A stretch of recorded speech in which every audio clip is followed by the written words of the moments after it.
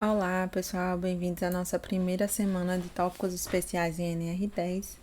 Nessa primeira semana, a gente revê alguns conceitos básicos em eletricidade. Então, a gente vai fazer uma breve revisão aí sobre alguns conceitos básicos e a gente vai entender um pouquinho o que é essa norma, né? O que é a NR10. Então, NR10 é a norma regulamentadora número 10. Então, no Ministério do Trabalho, a gente tem várias normas regulamentadoras e elas servem para proteger os trabalhadores. Os trabalhadores e as pessoas que interagem com essas coisas que podem representar riscos. Então, eletricidade, produtos inflamáveis, produtos químicos, tudo isso é normatizado para proteger todo mundo de acidentes. Então, a NR10, especificamente, ela trata de trabalhos em eletricidade. Então, seu principal objetivo é o controle do risco elétrico. E o que é o risco elétrico? Então, o risco elétrico é quando as pessoas são submetidas a campos eletromagnéticos, arcos elétricos ou choques elétricos. A gente vai tentar minimizar esses três acontecimentos, certo? Então, os campos eletromagnéticos, eles vão ser mantidos num limite ali, que não é perigoso para as pessoas.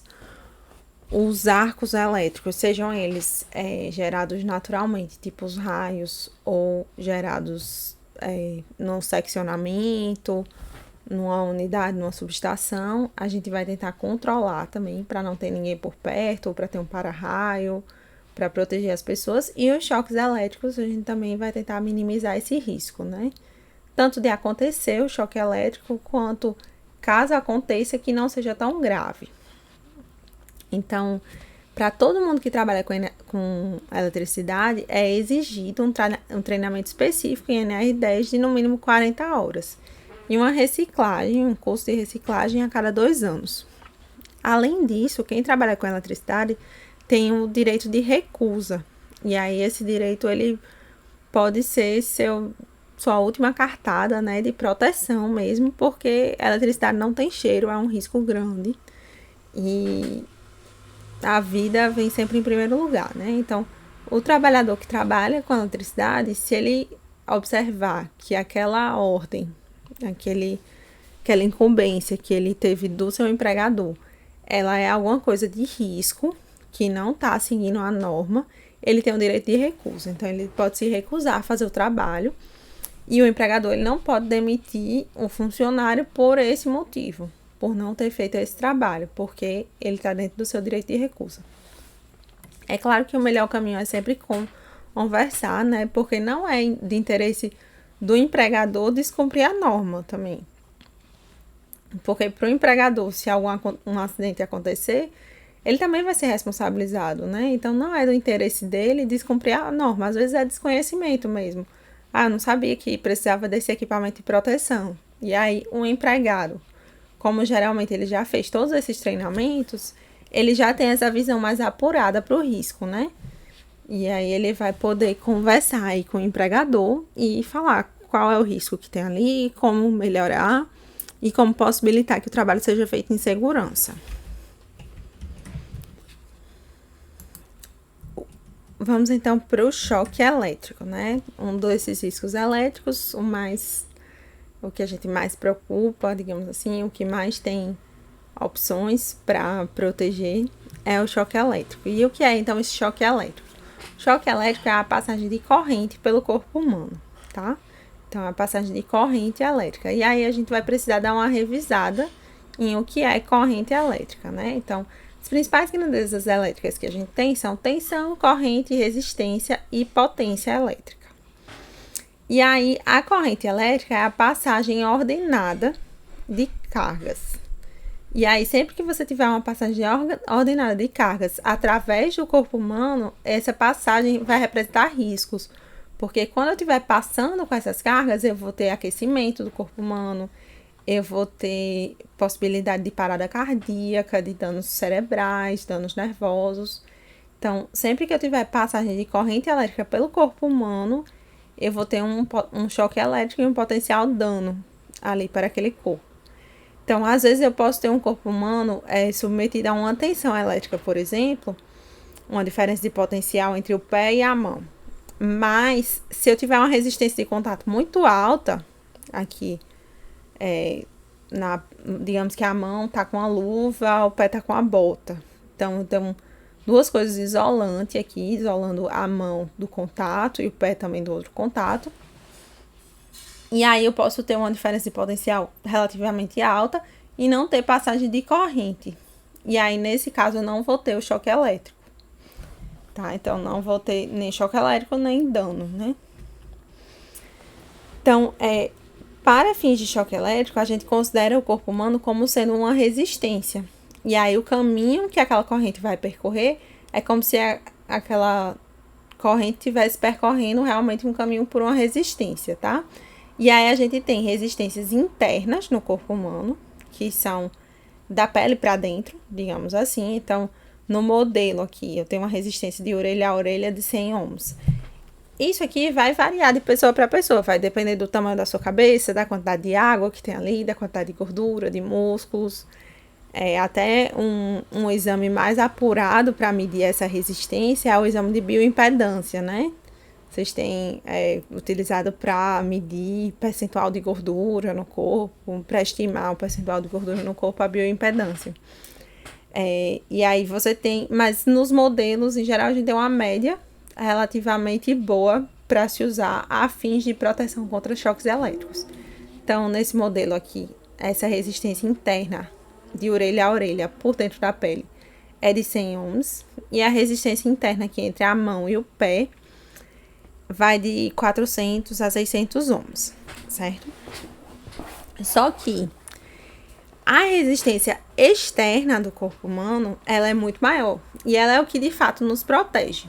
Então, imaginando que eu tenho essa resistência aqui de 400 ohms, na pele, se a pele estiver molhada, que é com a resistência mais baixa, não uma pele úmida, ela é estimada essa resistência em 1000 ohms. A resistência externa em 1000 ohms. E se ela estiver seca, a resistência externa é maior ainda, de 100.000 a 600.000. Então, é como se essas duas resistências estivessem em série, certo? Aqui, do pé para a mão, 400, e aí aqui na mão eu vou ter 1000 ohms com a pele úmida. Então, o total vai ser a soma dessas duas resistências, 1400. Então, o total da resistência de fora a fora, da pele da mão até a parte externa da pele do pé. Então, se essa pele estiver seca, a resistência interna do corpo ela é praticamente desprezível, porque aí a pele seca tem uma resistência muito maior. Se eu teria 100.000 e 400 ohms. Então, esses 400 ohms praticamente não fazem diferença na resistência da pele.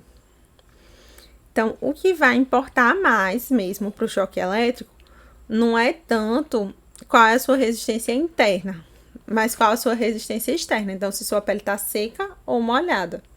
E aí, eu vou ter um risco muito maior de choque elétrico grave se eu tiver com a pele úmida. Então, trabalhos em áreas molhadas são mais perigosos, exigem cuidados especiais. Além disso, pessoas que suam muito, né? Tem que ter cuidado, usar sempre luva, tá sempre calçado. De qualquer forma, qualquer trabalho em eletricidade, você vai ter sempre que usar a luva e tá calçado.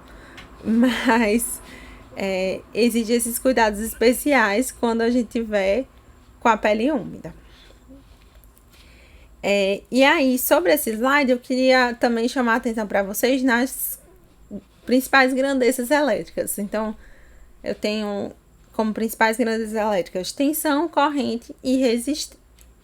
Tensão, corrente, resistência e potência, tá? Então, a tensão é medida em volts. E aí, tem até gente que chama de voltagem, tensão e amperagem a corrente, né?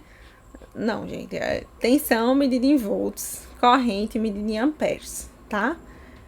Quando a gente pergunta qual o valor da corrente, não é muito correto a gente chamar qual o valor da amperagem, mas acaba que a gente compreende por associação, né? Porque a corrente é medida em amperes. Então, quando se pergunta qual o valor da amperagem, a gente traduz como qual o valor da corrente, tá? O mais correto é perguntar qual o valor da corrente, qual o valor da tensão, porque essas são as grandezas. Ampere é a unidade. da corrente volt é a unidade da tensão. A resistência é medida em ohms. E a potência, a capacidade de gerar trabalho, né, é medida em watts pelo sistema internacional. Repassando um pouquinho o conceito de corrente elétrica, então a corrente elétrica é esse fluxo ordenado de cargas elétricas, tá? Essas cargas podem ser elétrons livres ou íons. Os elétrons livres vão ser os elétrons das últimas camadas dos metais, que eles são livres. Outros materiais não têm elétrons livres para caminhar. E os íons são átomos que perderam alguns elétrons da última camada ou ganharam alguns elétrons. Então, nos sólidos, a corrente que a gente observa é essa corrente de elétrons livres, tá? E aí, os únicos materiais que conduzem dessa forma são os condutores. Então, os condutores, eles são os metais. No geral, são apenas os metais, são os materiais condutores. E aí, eles permitem essa passagem de elétrons diretamente por eles. São esses condutores que a gente usa para fazer as fiações, os contatos, as coisas que a gente quer realmente que conduzam a eletricidade. E aí, tudo que não é metal, no geral, é isolante, tá? Salvo algumas exceções, a gente vai falar sobre elas. Mas como é que a gente vai ter um movimento ordenado de cargas em outros materiais, nos líquidos e nos gasosos? Nesse caso, o que vai se movimentar são os íons, tá? Então, nos líquidos e nos gases, a gente tem uma movimentação de material mesmo, né? Os átomos, eles não estão presos ali a um cristal. Então, os íons, eles podem se movimentar no meio dos átomos. E aí, no caso aqui da figura, tem uma solução de NaCl, água com sal. E aí, quando a gente coloca o sal na água, ele se dissolve em íons de cloro e íons de sódio. Os íons de cloro negativo, Cl-, e os íons de sódio positivo, Na+. E aí, os íons de sódio, se eu tiver uma diferença de potencial aqui nessa solução, entre Va e Vb, os íons de sódio, eles vão para o polo negativo, enquanto os íons de cloro vão buscar o polo positivo. E nisso a gente vai ter um movimento ordenado de cargas nessa direção do fluxo positivo de cargas.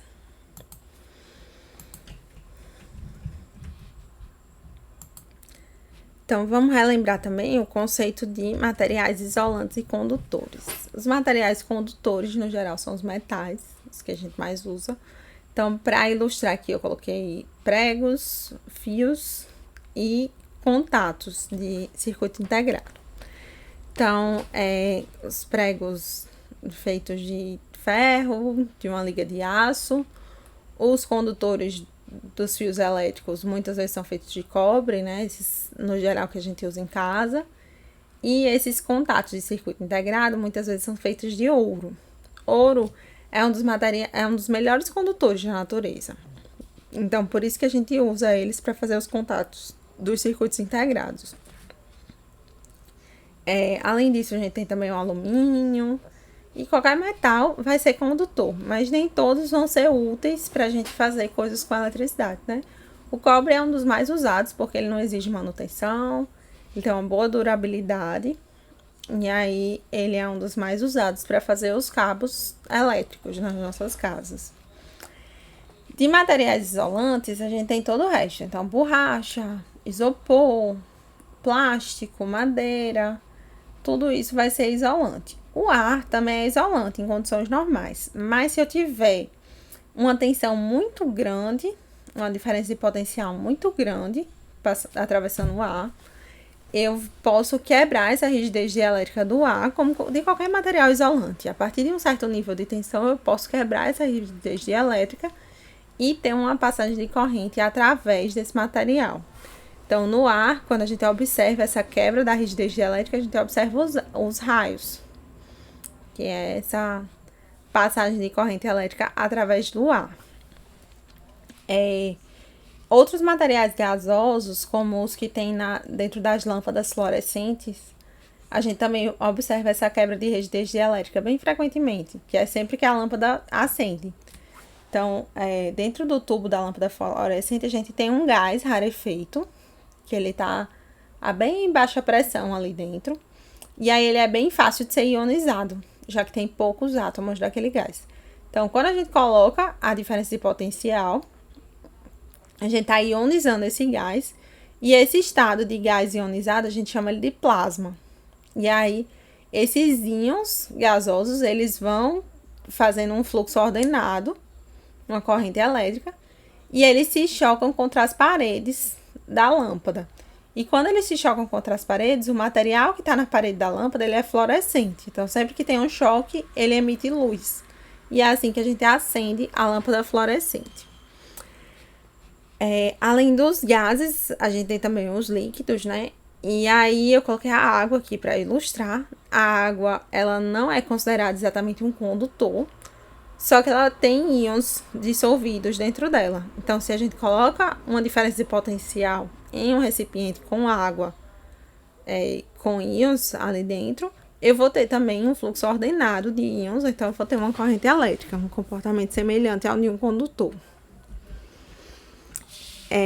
E falando um pouquinho dos choques elétricos, vamos observar também quais são os fatores que indicam maior gravidade desses choques. Então, quando é que eu vou ter um choque mais grave? O choque, a gente sabe que é a passagem de corrente elétrica pelo corpo. Então, quanto maior for essa corrente, faz sentido que esse choque seja mais grave. Além disso, o que é que vai deixar essa corrente ser mais alta? Então, vamos relembrar a lei de Ohm, V igual a RI, tensão igual a resistência vezes corrente. Então, se eu tiver uma tensão alta, eu tendo a ter uma corrente mais alta, né? Para uma resistência fixa, quanto maior a tensão, maior a corrente. Certo? Então, se eu estiver comparando dois choques e eles estão exatamente nas mesmas condições, a pessoa tem mais ou menos a mesma resistência interna e externa da pele, as pessoas estão com os mesmos equipamentos de proteção ou sem os equipamentos de proteção. E aí, se eu tenho nos dois choques exatamente nas mesmas condições, em um deles eu tenho uma tensão maior, então a corrente nesse caso vai ser maior e esse choque vai ser mais grave. O que mais que interfere na gravidade do choque? A resistência. Quanto maior a resistência do corpo, dos contatos e do corpo, menor a corrente que vai passar por aquele corpo. Então, maior a resistência, menor a corrente. E aí, se a pessoa, então, tá com a pele seca, se tá usando equipamento de proteção, eu vou ter uma resistência maior. E aí, eu vou ter uma corrente menor, um choque menos grave. Se tem o contrário, né, a pessoa tá descalça ou tá com a pele molhada, eu vou ter uma resistência menor e aí, por isso, uma corrente maior, um choque mais grave. Outra coisa que vai interferir na gravidade do choque é o caminho da corrente no corpo. Então, se essa corrente passa por órgãos vitais, se passa pelo coração, se passa pela cabeça, eu vou ter um choque mais grave. Ao contrário, se ela passa só por um membro e não tem tanta, por exemplo, um choque entre os dedos de uma mão, eu não vou ter consequências tão graves para aquela pessoa, porque entre os dedos não vai acontecer parada cardíaca, mesmo que eu danifique aqueles tecidos da mão, a mão não é um órgão vital, né? É uma coisa delicada, a gente quer proteger, a gente utiliza muito a mão, mas o máximo que pode acontecer é amputar a mão, mas não vai ter resultado morte, por exemplo, que é o resultado mais grave de um choque. Então, o caminho da corrente no corpo é também bem importante de ser avaliado.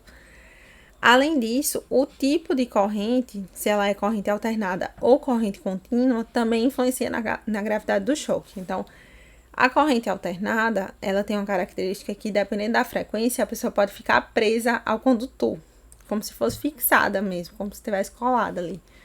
Por quê? Porque a corrente alternada, eu vou ter o fluxo de cargas de uma hora para um lado, outra hora para o outro. Então, uma hora está num sentido, outra hora está no outro sentido. E aí, esse fluxo de cargas alternados ele vai fazer com que a pessoa contraia os músculos. E aí, se ela estava segurando ali no condutor, os músculos contraídos vão deixar a mão mais fechada, o braço mais fechado, e vai deixar a pessoa presa naquele condutor, ficando exposta à corrente por mais tempo. E aí, quanto mais tempo ela ficar exposta àquela corrente, pior o choque. Então, nesse sentido, a corrente contínua pode ter choques menos graves, porque ela não faz esse efeito de contração muscular, pelo menos não nos mesmos níveis da corrente alternada. A corrente alternada é o que a gente usa nas nossas casas, nas nossas indústrias, que tem nas nossas tomadas. E corrente contínua a gente só tem ou em baterias ou em fontes de corrente contínua. Então, equipamentos eletrônicos geralmente utilizam fontes de corrente contínua, a fonte do computador, o carregador do celular. Mas de resto, a gente vai ter tudo com corrente alternada. Na próxima semana, a gente vai dar mais uma olhadinha em como prevenir esses efeitos nefastos dos choques. E a gente se vê, então, na próxima semana. Tudo bem? Obrigada!